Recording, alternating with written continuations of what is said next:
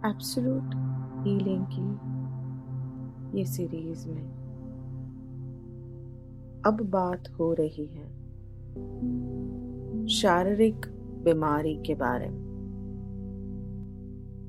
Physical disease, physical inconveniences. पहली बीमारी को लेते हैं जिसका नाम है अस्थमा, यानी कि दमा। अस्थमा, दमा, ये एक बीमारी है, बहुत ही कॉमन रूप से, सामान्य रूप से देखी जा रही है लोगों में। किस तरह लोग अस्थमा अटैक से सफर करते हैं, तकलीफ सहन करते हैं। ज्यादा से ज्यादा डॉक्टर के पास जाते हैं, कुछ दवाइयाँ, कुछ अस्थमा के पंप लेते हैं और उसी के साथ अपना जीवन जीते हैं। जैसे एक आदत बना लेते हैं, उस बीमारी को स्वीकार कर लेते हैं। कुछ बीमारियां ऐसी हैं जिसके साथ हम समझौता कर लेते हैं क्योंकि उसे हम ठीक नहीं कर पाते हैं और उसे हम हमारे जीवन का एक हिस्सा ही समझ लेते हैं और जैसे तैसे जीवन काट लेते हैं। तो अस्थमा का अटैक आया, या तो गोलियां खा ली या तो पंप ले लिया और वैसे ही सालों निकलते जा रहे हैं और जीवन जा रहा है। तो अगर आपको सच में अपने अस्थमा को ठीक करना है तो ये आवाज सुनते हुए आराम से शांत हो जाएं, बैठ जाएं और अस्थमा को यानी कि दमा को एक नए रूप से समझने की कोशिश करें। क्योंकि अगर आप समझेंगे नहीं तो सुलझा भी नहीं पाएंगे। जैसे पहले भी कहा, जीवन एक पहेली है और अपने जीवन का हेल्थ का हिस्सा यानी स्वास्थ्य का हिस्सा वो भी हमें समझना पड़ेगा। जिए बिना नहीं समझा जाता। इस वक्त अगर आप दमा से सफर कर रहे हैं तो उसे आपको समझना पड़ेगा। समझने के लिए शांत होना पड़ेगा। बिल्कुल शांत हो जाएं, बैठ जाएं, आंख बंद कर दें और इस आवाज को अपने अंदर उतारें कि इस आवाज के अंदर वो गहराई है जो आपको आपके अंदर पहुंचा देगी और वहीं से आपका हीलिंग शुरू होगा।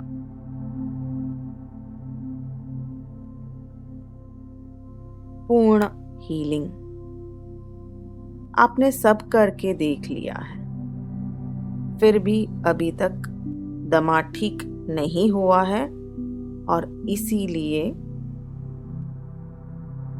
आप ये आवाज सुन रहे हैं।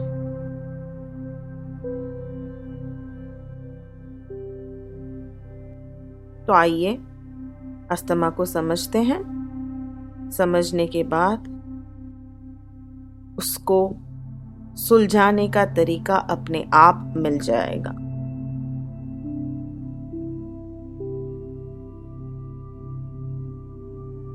अगर आपने एब्सोल्यूट हीलिंग की पहले की सीरीज सुनी है जिसमें कहा गया है मानसिक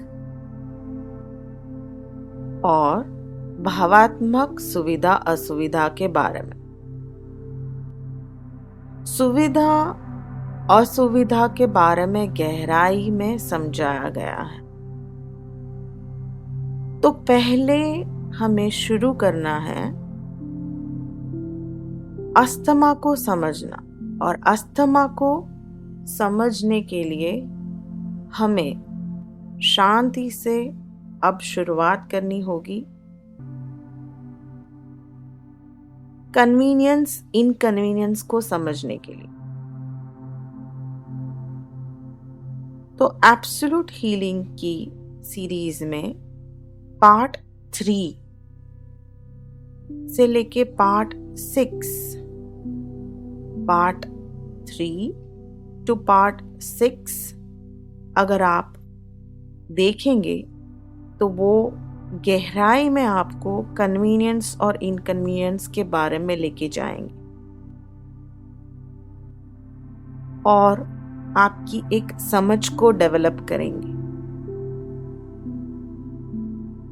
आपको बहुत क्लैरिटी मिलेगी और वो क्लैरिटी लेना बहुत जरूरी है।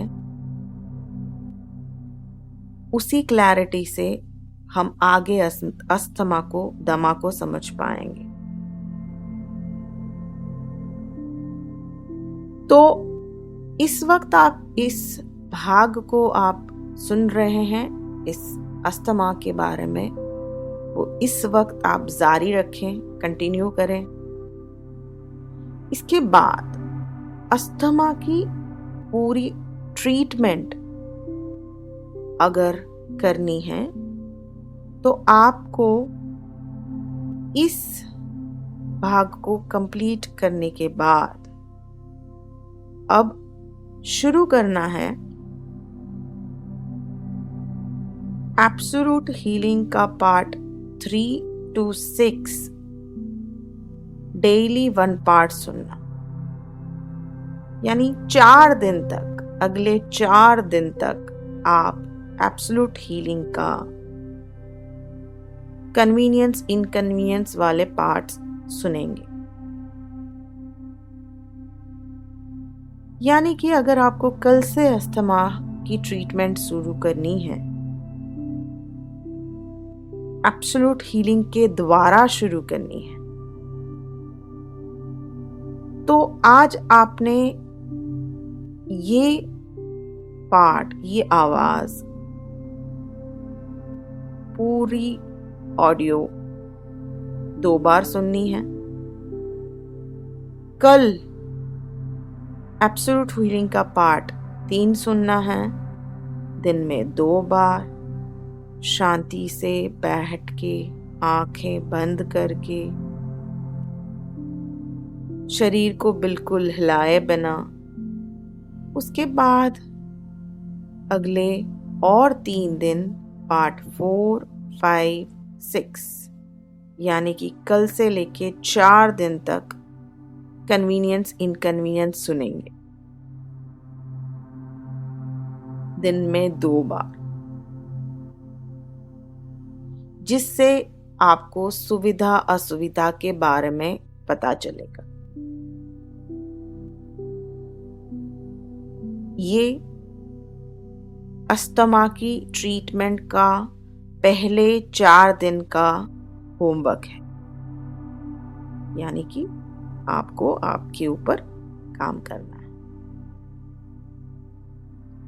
अगर अस्थमा का अटैक आता है तो डॉक्टर ने आपको पंप दे दिया है और आप अपने पास वो पंप रखते हैं, और जब अटैक आता है तो आप ले लेते हैं। उतने एफर्ट्स आपको करने पड़ते हैं। वैसे ही अगर अस्थमा को कंप्लीटली ठीक करना है और आपको जीवन में कोई पंप नहीं चाहिए, तो यहाँ जो कहा जा रहा है उसको बहुत ही सिंसियरिटी से, बहुत ही सच्चे भाव से उसको अमल में डालना है। ये सब आपके लिए है, किसी और के लिए नहीं है।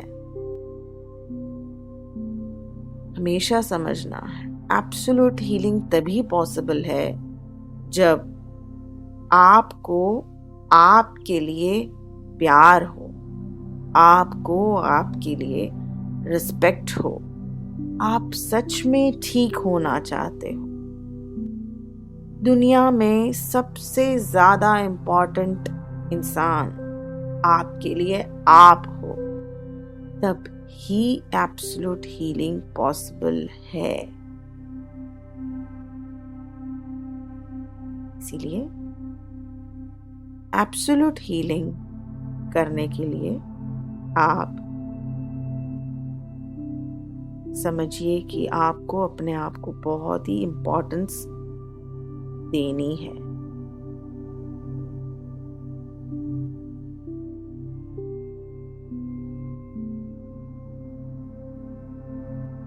कल से लेके 4 दिन तक पहली ट्रीटमेंट का पहला फेज अस्थमा के लिए कन्वीनियंस इनकन्वीनियंस को समझना।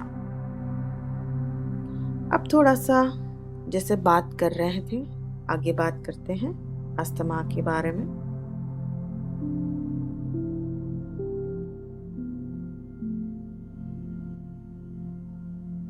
जैसे ही आप एब्सोल्यूट हीलिंग के और पार्ट सुनना चालू करेंगे, आपको ये बात समझ में आएगी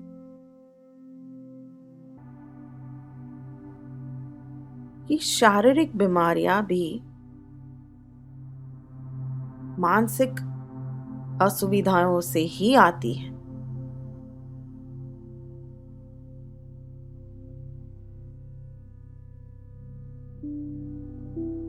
अगर हम मानसिक असुविधाओं को समझ लें तो शारीरिक असुविधाओं से बाहर निकल पाएंगे।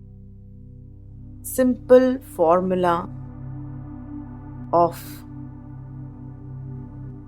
Coming out of physical disease is to understand mental inconvenience, resolve and come out of your mental inconvenience, mental and emotional discomfort, inconvenience, and come out of physical inconvenience. कम से कम 70 से 80% बीमारियां तो आप ठीक कर ही लेंगे by this method.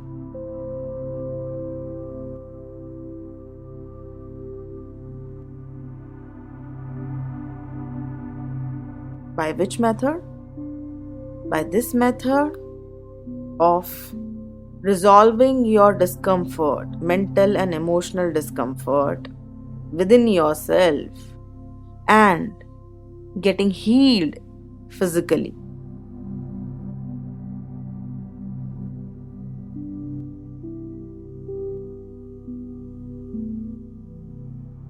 अस्थमा के लिए मानसिक असुविधा क्या हो सकती है? आइए गहराई में समझते हैं। एक छोटा सा बच्चा है, आमतौर पे आपने देखा है कि घर में बहुत सारे झगड़े होते हैं, पेरेंट्स के बीच में अनबन होती है, शादी होती हैं, बच्चे होते हैं और बहुत सारे प्रॉब्लम्स घरेलू लाइफ में होते हैं। रिश्तों में झगड़े होते हैं। प्रेम ना होने के बावजूद भी एक बार रिश्तों में जुड़ गए तो भी जीवन भर उसी रिश्ते में अटके रहते हैं।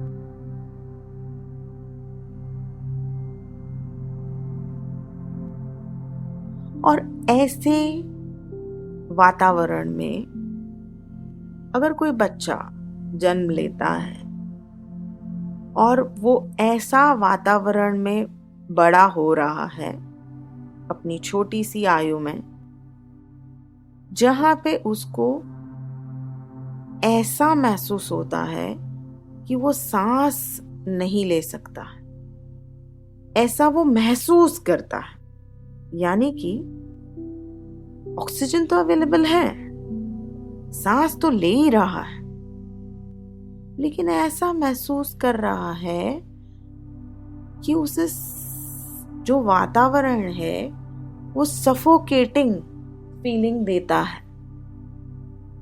यानी कि जैसे लगता है कि अनप्लेजेंट, अशांत वातावरण, नाखुश वातावरण, जहां पे प्रेम की कमी है, जहां पे ऐसे लगता है कि उसके नाक के ऊपर तकिया लगा के उसे मारा जा रहा है। छोटा सा मासूम सा बच्चा जिसको प्रेममयी वातावरण चाहिए, जहां वो खिल सकता है, वो उसे नहीं मिल रहा है। और इसके बाद वो रो भी नहीं पा रहा है। यानी कि अपने उस बच्चे ने अपना रोना अंदर ही दबा दिया, उसके आंसू उसने अंदर ही दबा दिए।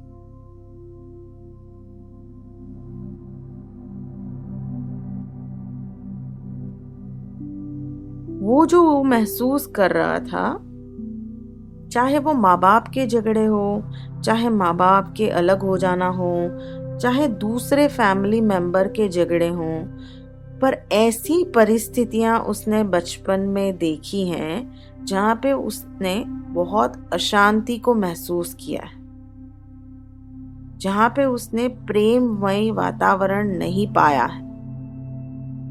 उसे रोना आ रहा था, लेकिन उसका रोना अंदर ही दब गया, वो रो नहीं पाया। और जब इंसान को रोना आता है और वो दब जाता है, तभी भी उसे सफोकेटिंग फीलिंग होता है। सफोकेटिंग यानी जैसे ऑक्सीजन की कमी।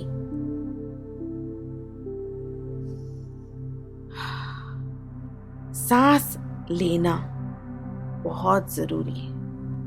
खुल के सांस ली न जाए तो मरने की फीलिंग आ जाती है।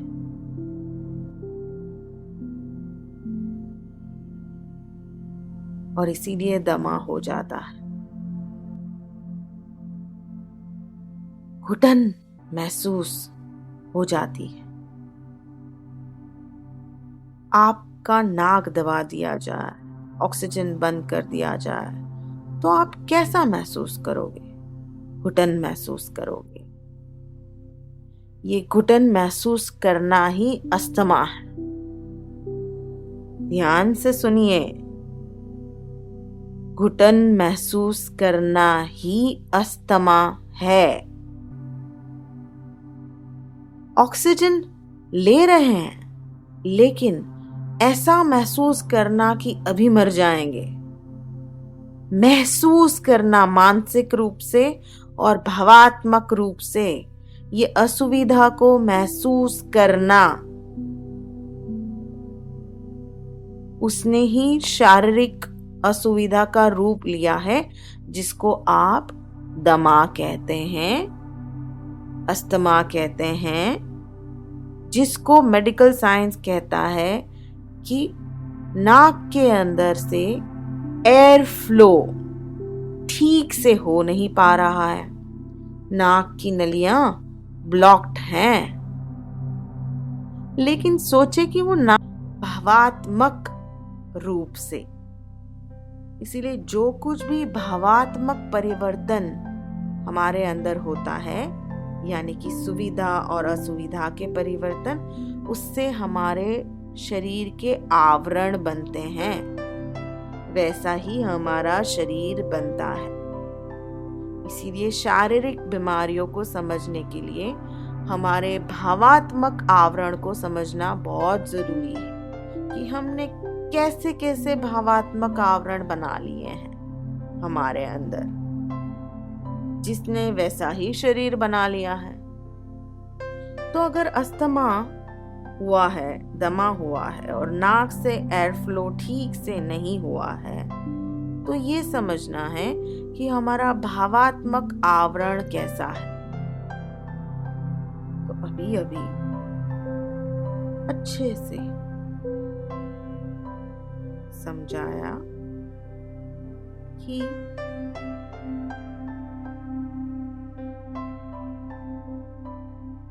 भावात्मक आवरण जो आपने बनाया है उसी ने आपके अस्थमा को बनाया, उसी की वजह से दमा हुआ है।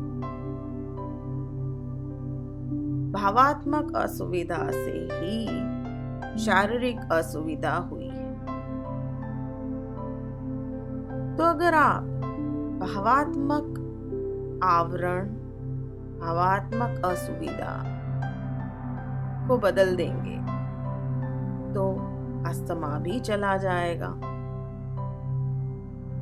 ये उतना ही सिंपल है जितना सिंपल है कि अगर आपको इस वक्त कुछ रेस्टोरेंट में खाने की इच्छा हुई और आप उठे और आपने जाके रेस्टोरेंट में जाके बैठे, खाना ऑर्डर किया, बिल पे किया और चले आए। ये कितना सिंपल लग रहा है। आपकी इच्छा हुई और आपने कर दिया। वैसे ही आपकी इच्छा हुई तो आप अस्थमा को ठीक भी कर सकते हैं। ये बहुत आपके लिमिटेशन है, आपकी सीमा है, जिसने आपकी बीमारियों को आपसे बड़ा बना दिया है। यानी आप बहुत छोटे हो गए आपकी बीमारियों के सामने। अस्थमा बहुत बड़ा है। You need doctors to heal it. आप क्या कर पाओगे? बीमारियों से डर गए तो मर गए। इसीलिए आपकी बीमारियों को आपसे बड़ा मत करें, उसे छोटा कर दें। हाँ, ये उतना ही सिंपल है जैसे उठ के अभी जो इच्छा है उसे पूरा कर दिया। इच्छा हुई तो अस्थमा को ठीक कर लिया। उतना उसको सहज समझे।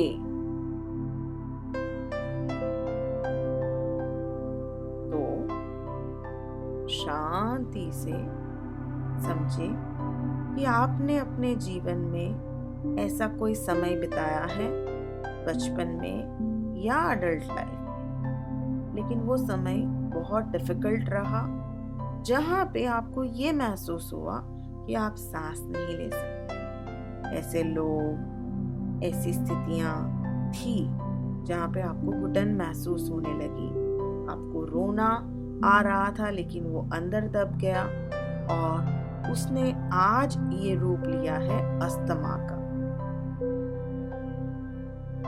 पहले इस कारण को समझें। जब इस कारण को समझेंगे, उसके साथ कनेक्ट करेंगे, यानी कि उसके साथ सहमति देंगे कि हाँ, ऐसा हुआ है मेरे साथ, मैं ऐसा महसूस कर रहा था। ये रियलाइजेशंस होंगे, ये एहसास होंगे। अपने भूतकाल में जाके अपने आप को समझने की, अपने भावात्मक शरीर को समझने की कोशिश करेंगे तो हम आगे बढ़ सकते हैं।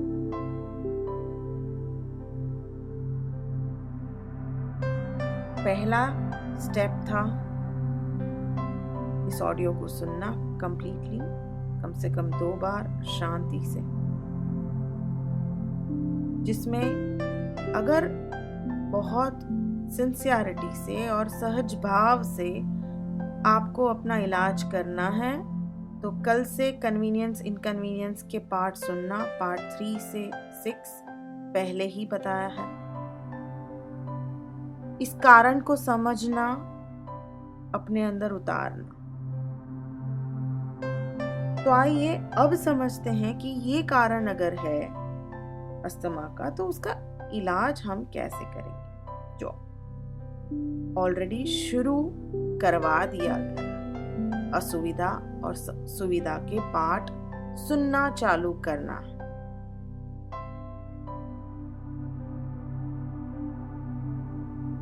कोई भी बीमारी आती है वो बहुत गहरे रूप से हमें अंदर से बदल के जाती है। जब हम उसका इलाज दवाई से नहीं, अगर हम उसका इलाज एब्सोल्यूट हीलिंग से करते हैं, क्योंकि एब्सोल्यूट हीलिंग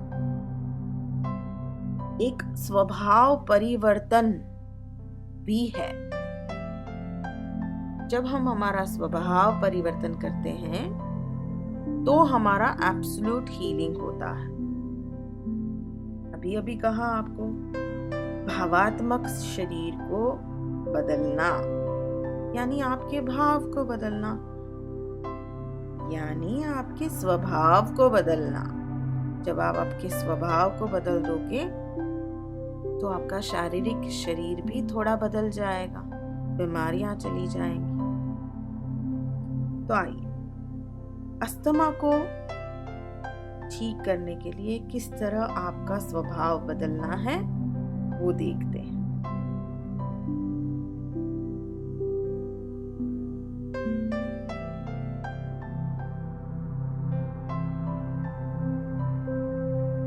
जो आपने घुटन महसूस की है और वो कहीं आपके अंतर्मन में दबी हुई है, उस घुटन को निकालना है। अगर आप किसी इंसान से बहुत दुखी हो गए हैं या किसी इंसान ने आपको तकलीफ दी है, आपके माँ बाप आपको प्रेम नहीं दे पाए हैं या कोई भी कारण आपके जीवन में हुआ था, उसको जब आप बच्चे थे या जब वो परिस्थिति आई तो आपने कुछ अपनी समझ बनाई कुछ लोगों के लिए, उस परिस्थिति के लिए, और आपको घुटन महसूस हुई। आज इस आवाज को सुनते हुए उसी परिस्थिति के लिए आपको एक नई समझ बनानी है, अलग समझ बनानी है, गहरी समझ बनानी है। तो जो कुछ भी घुटन हुई थी, जो कोई भी परिस्थिति हुई थी जिसकी वजह से आप नाखुश थे, सफोकेटेड महसूस कर रहे थे, उसके लिए नई समझ बनाने के लिए आपको बहुत ओपन माइंड रहना पड़ेगा। यानी कि हाथ भी खुले, दिल भी खुले और मन भी खुला। जब तक आप खुले मन से, खुले दिल से इस आवाज को नहीं सुनेंगे, ये सिर्फ आवाज बन के रह जाएगा। जैसे एक कान से सुना है, दूसरे कान से निकाल दिया है। लेकिन खुले दिल से, खुले दरवाजे से अगर इस आवाज को सुनेंगे तो ये पूर्ण रूप से आपको हील कर देगा। Choice is yours.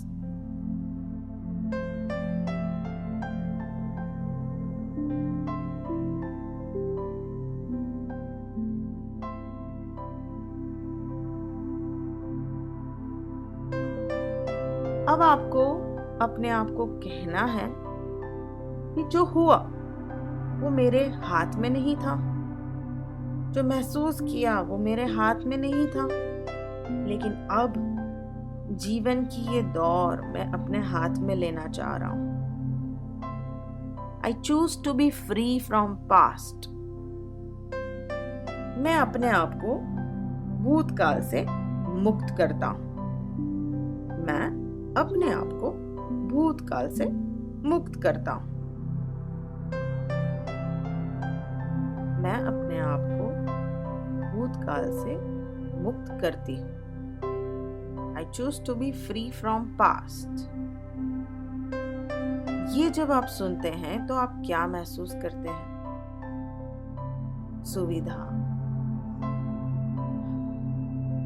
ऐसे एक गहरी रिलैक्स्ड सांस लेना महसूस करेंगे,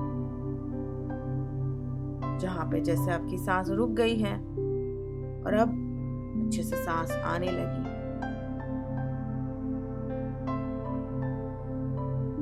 अगर आप इस वक्त कॉफी पी रहे हैं इस ऑडियो को सुनते हुए, और उस कॉफी का जो कप है वो कांच का है और वो गिर गया और टूट गया, कॉफी गिर गई,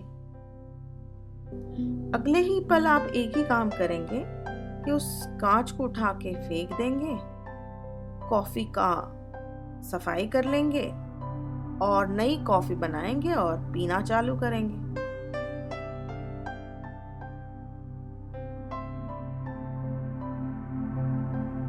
और तो कुछ नहीं करेंगे। क्या आप रोते बैठेंगे कि अरे कॉफी गिर गई, कॉफी गिर गई, कॉफी गिर गई, कांच टूट गया, कांच टूट गया। कितनी मिनट, कितने घंटे और कितने महीने और कितने साल ऐसा करेंगे? अगर ज्यादा समय इस बारे में आप रोते रहें तो आप मूर्ख हैं, जो आप भी समझते हैं कि आप नहीं करेंगे क्योंकि ये बहुत छोटी बात है। उसमें क्या हो गया, कॉफी गिर गई, नई कॉफी पी लो। कैसे ये छोटी बात है? छोटा और बड़ा ये सब दिमाग का खेल है। कोई चीज को बड़ा बना दिया और कोई चीज को छोटा बना दिया, वो सिर्फ आपका दिमाग करता है, आपका माइंड करता है, आपकी सोच करती है। असल में वो चीज सिर्फ चीज है, वो स्थिति सिर्फ स्थिति है। वो स्थिति न बड़ी है न छोटी है। आप उसको बड़ा कर देते हो और आप ही उसको छोटा कर देते हो।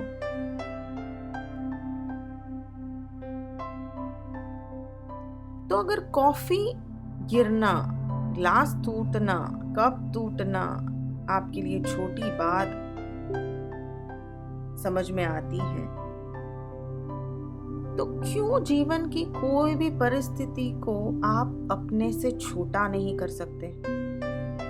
माँ बाप से प्रेम नहीं पाया, माँ बाप का साथ नहीं पाया, माँ बाप नहीं पाए या रिश्ते नहीं पाए, प्रेम नहीं पाया या अच्छी जो चाहिए थी वो परिस्थितियां ना पाई, या झगड़े को देखा या अशांत वातावरण को देखा, क्या उसे इसी तरह नहीं लिया जा सकता कि वो एक कॉफी का कप था जो टूट गया, कोई बात नहीं।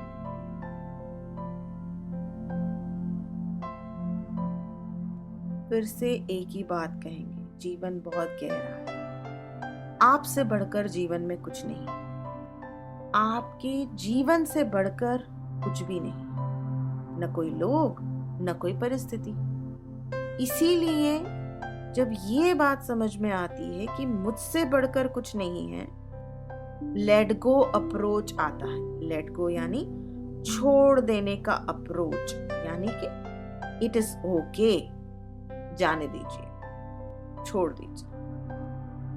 जब ये अप्रोच आता है तो आप ये कर पाएंगे कि मैं अपने आप को भूतकाल से मुक्त करता हूं या करती हूं। I choose to be free from past.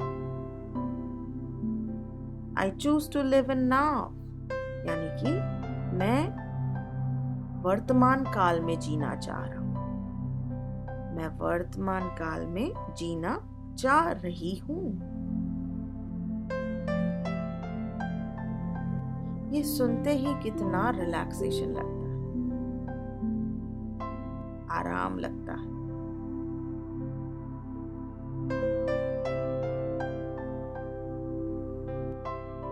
तो जैसे छोटे बच्चे को सहलाया जाता है, वैसे आपको अपने आप को सहलाना पड़ेगा। अस्थमा का इलाज यही है। आपको खुद ही अपने सर पे हाथ रखना पड़ेगा और सहलाना पड़ेगा और बोलना पड़ेगा, बेटा अच्छा सब ठीक है, आप ठीक हो, आप बहुत अच्छे हो, मैं आपके साथ हूं। कोई आपके साथ है या नहीं है, सारी चीजों को छोड़ दो, भूतकाल को और भविष्य काल को।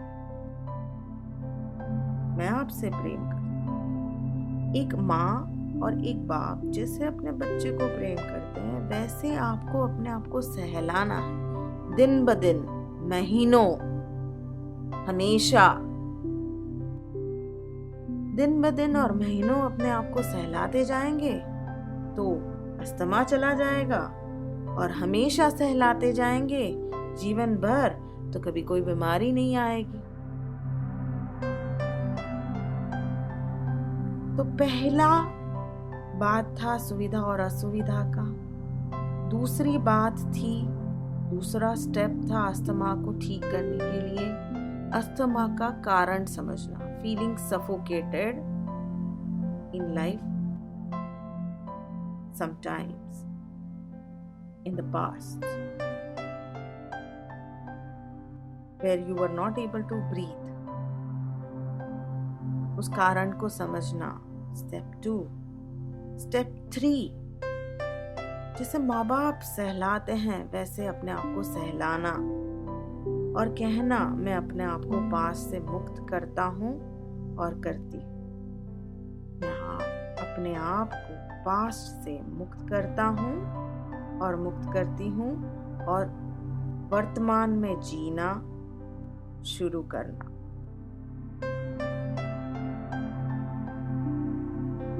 अपने स्वभाव परिवर्तन की बात हो रही है। भाव को बदल देना। जो सफोकेटिंग भाव था उसको आनंदित भाव कर देना। तो अपने स्वभाव को बदली करने के लिए और पुराने भावात्मक शरीर को बदलने के लिए, क्योंकि वो एक जड़ जैसा है, बहुत जड़, रिजिड, जिद्दी, उसको बहला फुसला के बदलाया जाएगा। बच्चे को कैसे हम बहला देते हैं, फुसला देते हैं, समझा देते हैं, प्यार दे देते हैं और उससे काम निकलवा लेते हैं, पढ़ाई करवा लेते हैं, खाना खिला लेते हैं। उसी तरह हमारा अंदर का एक मन बड़ा जड़ है जिसे बहुत सारे तरीकों से बदलना पड़ेगा। तो अपने स्वभाव को बदलने के लिए और ऊंची समझ देने के लिए हमें 5वें दिन से पहले 4 दिन कन्वीनियंस और इनकन्वीनियंस के भाग सुनने हैं। 5वें दिन से हमें पार्ट 7 से शुरू करना है, जो है जीवन दान सूत्रा। जीवन दान सूत्रा क्या है? जीवन दान सूत्रा जीवन देने वाला दान है, इसीलिए उसे जीवन दान सूत्रा कहते हैं। वो क्या है? जो जीवन का दान दे देता है। अस्थमा जब महसूस करते हो तो ऐसा लगता है अभी मर जाए, और ये जीवन दान सूत्रा आपको जीवन का दान देगा, यानी new life without asthma, without any disease. तो पार्ट 7 से शुरू होता है जीवन दान सूत्रा नंबर 1, और आपको दिए गए हैं टोटल जीवन दान सूत्रा 11, यानी पार्ट 7 से लेके 17 तक, 7 से 17 तक 11 जीवन दान सूत्रा है। पार्ट 7 से लेके 17 तक 11 जीवन दान सूत्रा है एब्सोल्यूट हीलिंग की सीरीज में। वो आपको रोज सुनना चालू करना है, यानी पार्ट 3 से शुरू करेंगे और पार्ट 17 पे खत्म करेंगे। 15 दिन यानी 11 जीवन दान सूत्रा और 4 कन्वीनियंस के पार्ट, 15 दिन चलेंगे ये पूरे ऑडियो सीरीज एब्सोल्यूट हीलिंग के, और आपको जीवन का कोई अलग ही मतलब समझा देंगे। अब आपको 5वें दिन से 15वें दिन तक जीवन दान सूत्रा सुनना है। किस तरह सुनना है?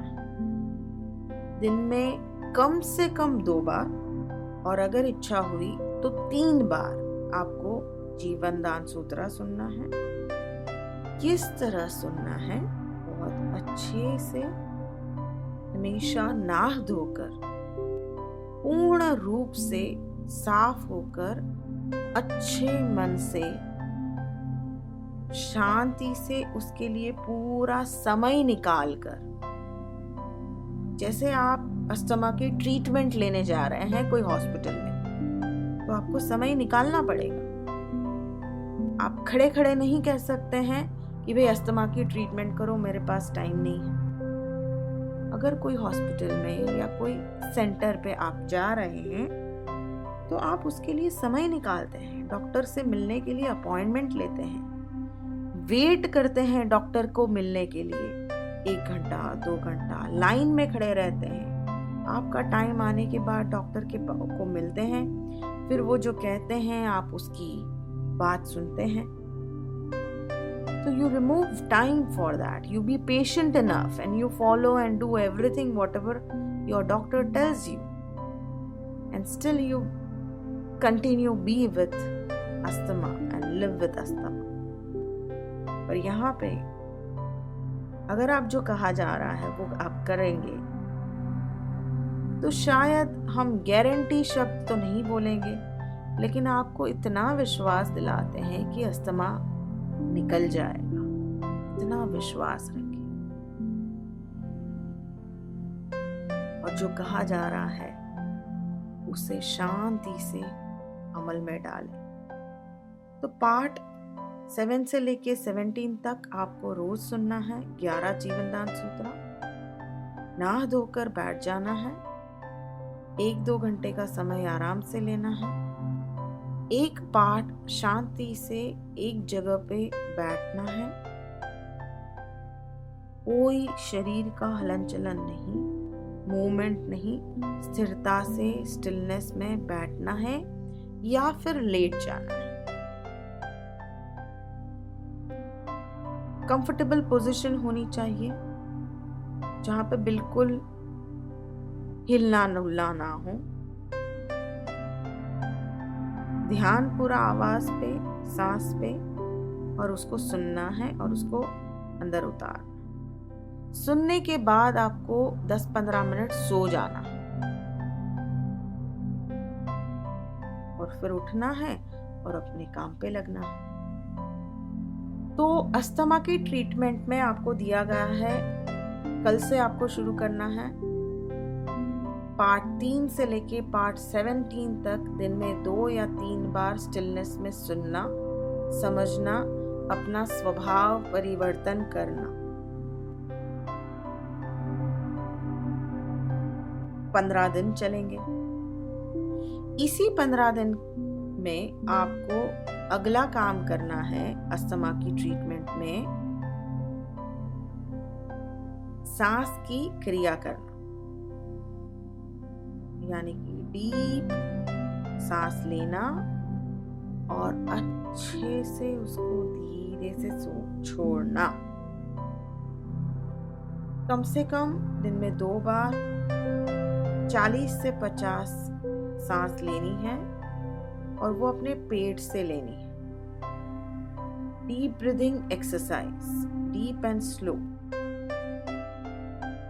सांस लेंगे तो पेट बाहर आएगा, धीरे से सांस छोड़ेंगे,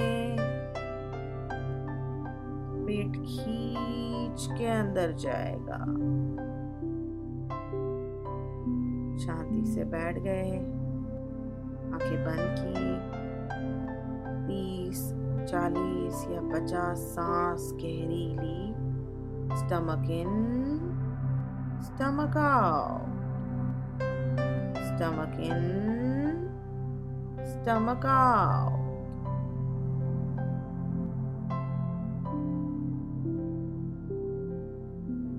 रोज सुबह और शाम को जब पेट भरा ना हो, दिन में 2 बार ये सांस की क्रिया आपको करनी है। इस 15 दिन में एक साथ ब्रीदिंग एक्सरसाइज चलेगा, ये ऑडियो सीरीज भी चलेगा, दोनों ही पैरेलली साथ में चलेंगे। और भी समझते हैं कि अब हम अस्थमा के लिए और क्या कर सकते हैं।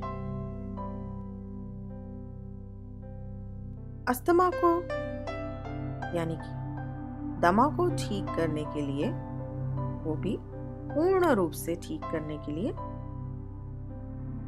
स्वभाव परिवर्तन बहुत जरूरी है।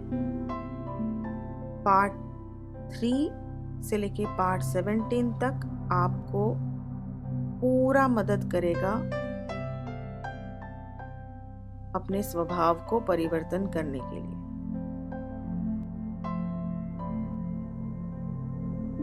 15 दिन चलेंगे, उसके बाद वापस दूसरे 15 दिन आपको फिर से ये शुरू कर देना है पार्ट 3 से 15। इस तरह 15 दिन 1 महीना पूरा होगा। दूसरे महीने में भी सेम साइकिल रिपीट करनी है। 15 दिन पार्ट 3 से 17 तक, पार्ट 3 से 17 तक दिन में 2 बार सुनना स्टिलनेस में। वापस दूसरे 15 दिन पार्ट 7 से 17 शुरू करेंगे। 7 से नहीं, शुरू करेंगे पार्ट 3 से। पार्ट 7 से जीवन दान सूत्रा शुरू होते हैं, लेकिन उसके पहले कन्वीनियंस इनकन्वीनियंस। तो टोटल 3 महीने आपको देने हैं सिंसियरिटी से, जिसमें 6 साइकिल बनेंगे। 15 दिन में पार्ट 3 से 17 कंप्लीट होगा, साइकिल 1। दूसरे 15 दिन साइकिल 2। ऑडियो सीरीज सुनने के लिए हम कह रहे हैं, ये जो हम कह रहे हैं 6 साइकिल बनेंगे, वो ऑडियो सीरीज आपको सुनने हैं एब्सोल्यूट हीलिंग के, और आपके जहन में उतारने हैं टू चेंज योर स्वभाव, भावात्मक शरीर को बदलने के लिए। जैसे ही आप ये ऑडियो सीरीज को नॉन स्टॉप सुनते रहेंगे अगले 3 महीने, covering 6 cycles from part 3 to 17 twice a day, तो आपका भावात्मक शरीर बदल जाएगा। और जैसे ही भावात्मक शरीर बदलेगा, आपका शारीरिक शरीर बदलेगा, उसका स्ट्रक्चर बदलेगा। अगर आप साइंस को देखें तो साइंस ने भी ये साबित किया है कि हर कुछ दिन और हर कुछ महीने में आपका शरीर बदलता है। तो आपकी नाक की जो एयर फ्लो है वो ऑटोमेटिक बदल जाएगी।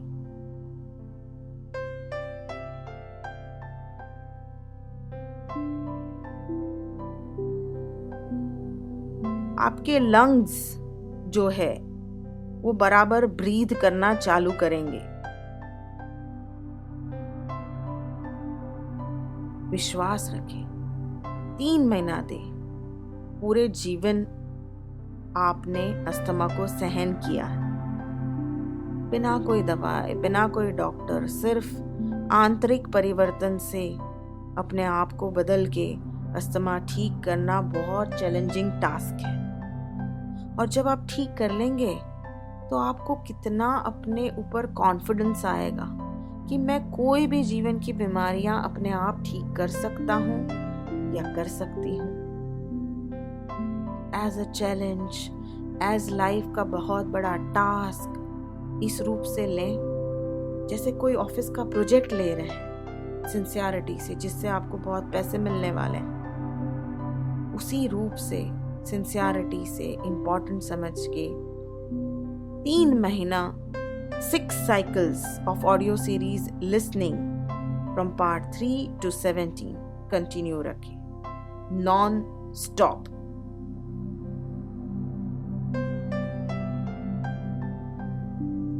इसके अलावा आप घरेलू इलाज करें,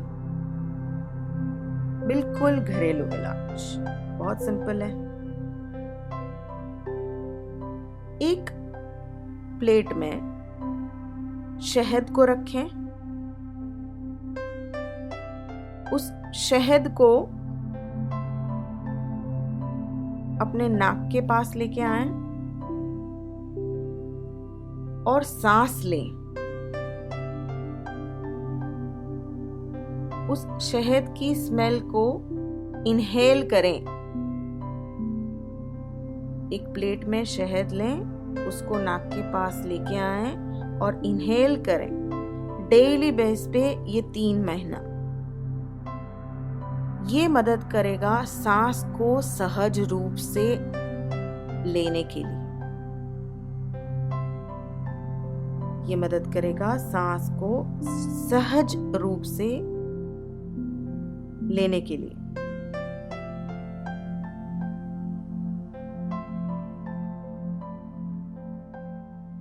दूसरा घरेलू इलाज है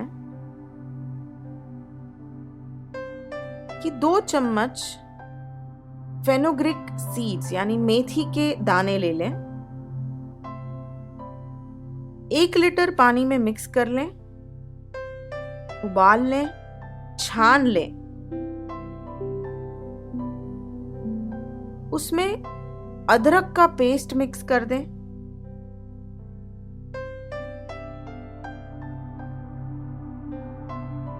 उसे भी छान लें।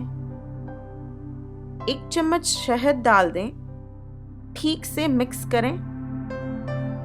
मेथी सीड्स, उसका उबला हुआ पानी, जिंजर यानी कि अदरक का जूस और 1 चम्मच शहद, उसको मिक्स करें और 1 ग्लास रोज सुबह उस पानी को पिएं। ये दूसरा घरेलू इलाज अस्थमा के लिए।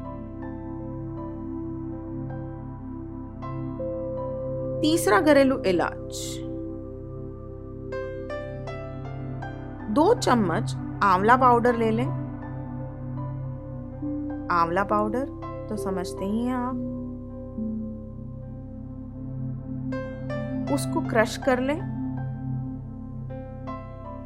आंवला अखे ले लेंगे तो उसे क्रश कर लें, पाउडर बना लें। और अगर आंवला पाउडर रेडी है तो वो ले लें। शहद 1 चम्मच मिक्स करें और उसको रोज सुबह सबसे पहले खाएं। ये 3 घरेलू इलाज बताए हैं। पहला इलाज शहद को स्मेल करना, दूसरा मेथी सीड्स, अदरक और शहद को मिक्स करना, तीसरा घरेलू इलाज आंवला और शहद को मिक्स करना। ये घरेलू इलाज है। पुराने जमाने में जब डॉक्टर नहीं थे तो स्वभाव को शांत रखा जाता था और छोटी मोटी बीमारियां आई तो ऐसे ही कोई अपने रसोई से कुछ खा लिया और ठीक कर लिया। क्योंकि आपकी जो रसोई है, रसोई में जो इलाज है वो खजाना है जो आपके डॉक्टर के पास नहीं है, जो आपके अस्थमा के पंप में नहीं है। तो अगली बार जब शहद को देखें तो देखें कि ये आपको ठीक करने वाला है। इसके अलावा फ्रेश वातावरण में वॉक करने जाएं, क्लीन एयर लें।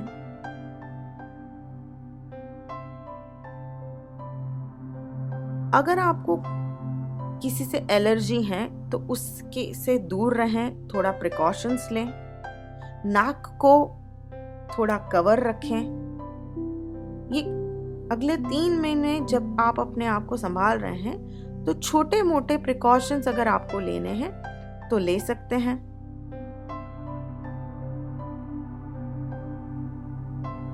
और सबसे ज्यादा स्वभाव परिवर्तन से अपने आप को आनंद में रखें, खुशनुमा मिजाज रखें, जो हैं उसकी वैल्यू करें, यानी कृतज्ञता। गहराई से आपके जीवन में आपको जो मिला है उसके लिए कृतज्ञता महसूस करें। प्राण से जो ईश्वर ने, कुदरत ने आपको दिया है उसके लिए बहुत विनम्र भाव से हाथ जोड़ के नमस्कार करके हर दिन, हर पल और हर सांस कृतज्ञता से बिताएं। कृतज्ञता एक ऐसा इलाज है जो चमत्कारिक रूप से आपको आपकी सांस को खुला कर देगा। बहुत बड़ा इलाज है। तो कृतज्ञता को महसूस करें, जिए, पल पल उसको जिए। बार बार हम कह रहे हैं इस शब्द को, कृतज्ञता, कृतज्ञता, कृतज्ञता, कृतज्ञता, कृतज्ञता, कृतज्ञता। अगर आपका वो स्वभाव नहीं है तो उसको चालू करें। परिवर्तन, स्वभाव परिवर्तन। There is never too late. Begin from now. कृतज्ञता, कृतज्ञता, कृतज्ञता। थैंक यू बहुत छोटा शब्द है। कृतज्ञता जो है कुछ अलग है। कृतज्ञता तो ऐसी होनी चाहिए कि आपको जो मिला है कि कृतज्ञता फील करें तो जीवन में से कंप्लेन चले जाएं और कृतज्ञता के आंसू आए। जब दुख मिलता है तो दुख के आंसू आते हैं, लेकिन दूसरे एक आंसू हैं जो हैं कृतज्ञता के, कि आपको इतना मिला है। तो अस्थमा का एब्सोल्यूट हीलिंग करने वाला रामबाण इलाज कृतज्ञता भी है। 3 महीना ये सारी चीज करनी है।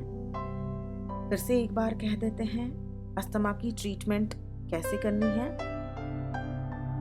अगले 3 महीने एब्सोल्यूट हीलिंग के ऑडियो सीरीज 6 साइकिल्स में सुनने हैं। 15 दिन 15 दिन 15 दिन 15 दिन की साइकिल में कौन सा पार्ट 3 से लेके 17 तक। ब्रीदिंग एक्सरसाइज करनी है, स्टमक इन स्टमक आउट, दिन में 2 बार, अगले 3 महीने नॉन स्टॉप। आयुर्वेदिक इलाज करना है, घरेलू इलाज करना है, हनी का, मेथी, अदरक, हनी का, शहद का, आंवला शहद का। स्वभाव परिवर्तन करना है आफ्टर लिसनिंग ऑडियो सीरीज, बहुत सिंसियरिटी से, और एक ही मंत्र का जाप करना है जिसको कहते हैं PTC, पॉजिटिव थेरेप्यूटिक कमांडमेंट्स, जिसके बारे में समझने के लिए पार्ट एब्सोल्यूट हीलिंग का आप सुनेंगे। पार्ट नंबर है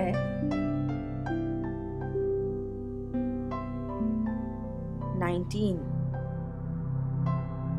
इसको सुने और इसके साथ एक PTC आपको दे रहे हैं जो ऑलरेडी पहले दिया है।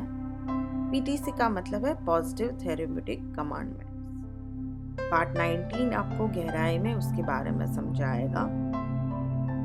अस्थमा का PTC ले लीजिए।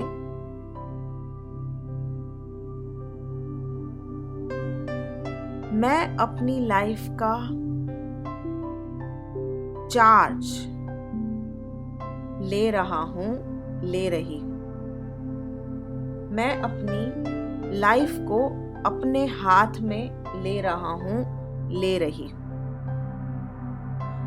मैं अपनी लाइफ को अपने हाथ में ले रहा हूं। I take charge of my life. दूसरा PTC है आई एम फ्री। मैं बिल्कुल फ्री हूं, मैं बिल्कुल मुक्त हूं। इस दोनों PTC को आपको इस्तेमाल करना है नॉन स्टॉप अपने अंदर बोलना है, नॉन स्टॉप बोलना है अगले 3 महीने,